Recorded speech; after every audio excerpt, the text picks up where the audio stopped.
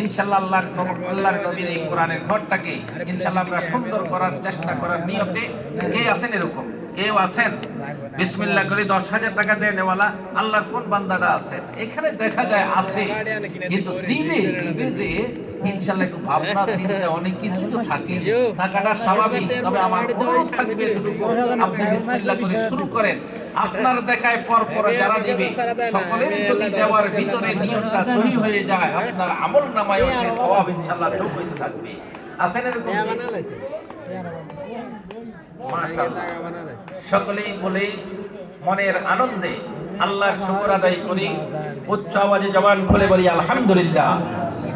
আপনারা ওনাকে চিনছেন তো চেনেন না আলহামদুলিল্লাহ আমার ভাই উনি মাদ্রাসার জন্য এই কোরআনের সর্বপ্রথম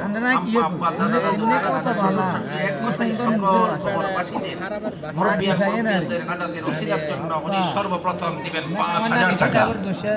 সবাই বলি আলহামদুলিল্লাহ এটা কি সুসংবাদ আর দুঃসংবাদ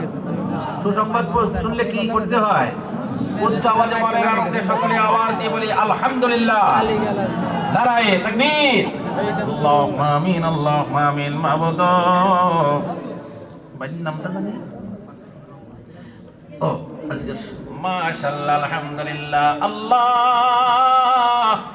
আজকের এই মাহফিলের সম্মানিত সভাপতি সাহেব জনাব অধ্যাপক মাকসুদুর রহমান সাহেব আলহামদুলিল্লাহ আল্লাহ তোমার এই কোরআনের ঘরের জন্য সর্বপ্রথম 5,000 টাকা দান করে যায়